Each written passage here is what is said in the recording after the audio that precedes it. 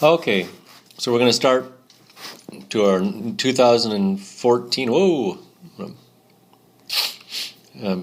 Get rid of this weird yellow stuff that was showing up there. 2014 with, we've already talked about topic 5.1, now we're going to do topic 5.2, and that's on electric field and electric potential. And so, I talked to you yesterday about electric field and how an electric field exists around a positive and negative charge. And if I were to, I'm going to go ahead and use a polar setup here, just like that. And I think you should be seeing that now too. And let's just assume that this was our charge right down here, and this was positive. So, and all these lines were equal width. So anyway, we would end up having an electric field that exists around this, and if I were to go ahead and put arrows on each one, I'm not going to waste my time doing all that, but exists around a positive point charge that would go away. So it would go like this away, and I talked to you about this and how they should come in at right angles. And actually I did not talk to you about this, but anyway, you could make it go radially all the way around, and these would represent field lines that leave away from a positive. And then if I were to just make another slide here, and then if this were a negative charge right there in the center, then the field lines would come in towards the negative, and we could fill in each one. And notice that they touch and they hit at a right angle, just as I'm going to erase all these. Just as all of these lines, if you focus there in the center, and you can see this in your book quite easily, so it's not that important that I spend a lot of time on this. Very easy for you to pick this up in the book. So let's get back to a regular screen whiteboard and go from there. So electric fields exist around positive and negative charges, and they can. And what's interesting about electric fields is that this is action at a distance, so they can exert a force on something without touching it. And so that's it. That sort of is the precursor, if you think about it, on how you can get electrons to move through a wire. One electron starts migrating down a wire, and it's going to cause other ones to migrate down. But the big thing is you have to have an excess or a charge at one point, an excess of charge at one point, or lack of charge, I guess, to make a positive. So getting to one of the equations we talked about yesterday, how do we measure an electric field? And that was this simple equation here, E equals F on Q. Now this Q is Q test, I told you yesterday, and it's very small. And so this leads us to the units of an electric field of newtons per coulomb. And if we rewrite this E equals F on Q as F equals EQ, then we now can see that we have the force that an electric field would exert on a charge. It doesn't have to be a test charge. In your book they call it Q test, a small positive test charge. The force that a small positive test charge feels in a electric field that it would experience. So make sure you check that out in your book and go through that. But that's pretty easy to see. I have an electric field. Let's just call it a positive electric field. Lines going away. As such. I put in, all these should be touching, and then I put in a small positive test charge right there, and then that would experience a force in that direction. And then if we took that force and measured and divided it by the value of magnitude of the charge, we would have the electric field. Electric field is a vector, so that means we can treat it as a vector. That's a nice thing to know, so don't mark that down. So if we take this F equals K, I'm going to use K instead of the way the book gives it to you because it's easier to write. Q1, Q2 over R squared, and we take this one, F equals EQ. We can actually substitute this F with its value in for this, and we get EQ1, we'll call that Q1, equal to K Q1 Q2, and I told you I was going to use the big Q and little q a little bit interchangeably, over R squared, squared, and then we end up having Q1 canceling, and now we have the ability that if we have a point charge right here, a positive point charge, remember it's got its electric field going all over the place, to infinity basically is where we would say it's zero. At infinity the field would be zero. That's a long ways away. And notice that this, with this right here being that charge, then this would allow us to calculate the field anywhere we want in space and time. And so we could pick a point here or here or here, or maybe even over here. And if we knew the distance from there to there, we could calculate the magnitude of the electric field there. And then simply by knowing the rules of electric fields, that this is a positive charge, and then we would know that the field at that point is going in that direction. If it were a negative charge, then we know the field would be going towards it. So pretty easy way to just get some basic ideas down in your head, and you've got a pretty easy understanding of what electric fields are. So, just leaving it at that, you can calculate the electric field two ways. E equals F on Q, and where Q is a small positive test charge in this case, or E equals K Q over R squared. Two ways of calculating the electric field. This one, you would need the test charge, and you need to know the force acting on it. This one here, but this one here, you can just calculate it anywhere you want. So this is interesting.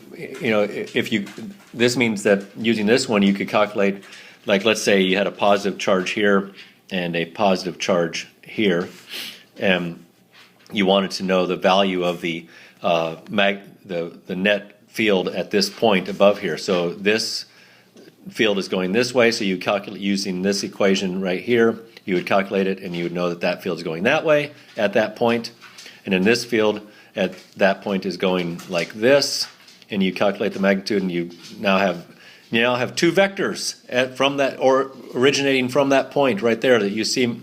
They're originating from that point, and then you put in your x and y axis. Look at there. Look at how easy this is. And then I'll use different colors here. Now you'd find your x and y components of that vector, of that field, and then we'll use a different color for the other one. And you find your x and your y components for this field, add them together just like you add vectors, and you're on your way to solving that problem. Pretty neat, huh? Okay. So electric field lines are pretty simple. Please make note of 290 and 291 in your book in terms of looking at field lines. And I'll also show you some simulations on PhET. If you want to go to PhET and look at that, electric fields, you can. PHET out of University of Colorado. Great site. So let's continue onward. The next big thing that I just wanted to talk to you about was electric fields that exist within, I'm going to go back to, I guess, red, within parallel plates. So if we were to have, this is sort of getting to a precursor of what a capacitor would be like, but if you had two parallel plates and you charged one plate, so let's charge this plate positive and charge this plate negative.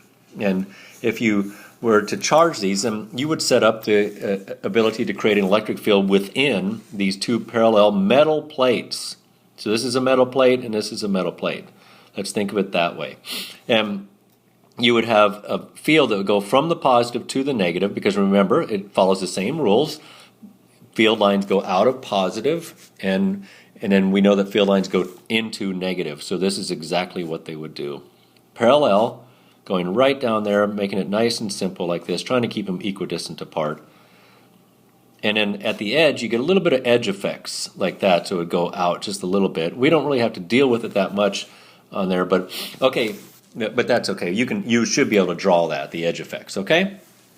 So, but the key that we want to pay attention to, I'm going to highlight, is all of this in here. All of this. And what happens in here is this is a uniform. Remember how I told you the other day that if you had if you can compare, yesterday I think it was, if you compare this field and with the field that exists around this point charge, I'll make that connect, there we go, with the field that exists within this uniform parallel field, then you would find that this field decreases as you travel, as R increases. You know, the distance away, R being the distance between where you want to measure and the point charge. But in here, it's uniform. That means that the newtons per coulomb stays the same anywhere. So if you put that little imaginary not imaginary, but that little test charge right here, for instance, or if you put it here at A or at B or at C, you would find that you would measure the same newtons per coulomb on every place that you put that little test charge. So it creates a uniform field. Now think about that, uniform field. What would happen if you if you put a positive particle right here? And well, we know that there'd be a force acting on it this way, and that force would be constant. What happens if you have a constant force acting on a particle? And you get constant acceleration. Aha! If we have constant acceleration, then we can use the kinematic equations of motion to talk about its velocity and how far it has traveled, how long it has traveled, if we know the distance and things like that. So all of a sudden this opens up the ability to use all of those kinematic equations of motion to talk about this little particle that's being pushed across that uniform field with a constant force and with therefore constant acceleration. So make a note of that you can bring out those good old classic kinematic equations to learn about this. On another note, if we were to, this is getting pretty messy, but I'm going to try to wrap this up, our talk here with this last part, and I'll finish up the rest on the next little video. Maybe with a different color, I'll use blue. And if I were to shoot that same positive particle in right there with a velocity, now it would have already been started to be deflected, but a force would so I better redo that. Let's right there, it's getting ready to enter. As it enters, it would be wait, I'm doing positive. I have to say this is a negative particle. My apologies. This would be a negative particle coming in. Right as it enters the field, it would start being deflected down. And you can, this is pretty neat because this is just, if you make this look nice, I guess it's a little bit better than I would make it look, this would be a parabola, which would, you could actually treat as if it were a projectile and use the rules of solving or working with projectile motion to learn how far it moved along the x-axis and the y-axis. In this case, its velocity in this direction would be a constant, and then its velocity here would be changing. It would have a rate of some acceleration depending upon the force and the mass of the particle. So pretty neat stuff that you can work with here. Anyway, that's the basics of electric fields, and that's how you would find an electric field. I'm at 12 minutes, almost 13 minutes. I'm going to go to one new slide and just recap here. Remember that field lines go away from negative, and you can look and see how they would interact if you had 2 or 3 particles in the same area. If you had a negative, I said away from negative, I meant away from positive. They come in at right angles. Please make sure that they touch, because then if you don't let them touch it, you're saying the field ends somewhere in space, and you want to make sure that they touch, and that should be a right angle. Okay, and then a field that exists between parallel plates is uniform. And how can you calculate these electric fields? 2 ways: electric field on a point charge, a small positive point test charge, I guess we could call it.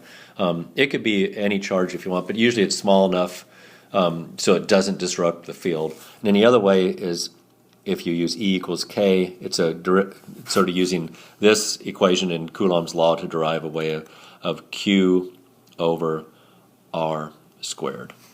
And those are 2 ways of finding the electric field. So we'll wrap that up with that and let you watch that tonight, and that should be half of 5.2. We'll do the other half later.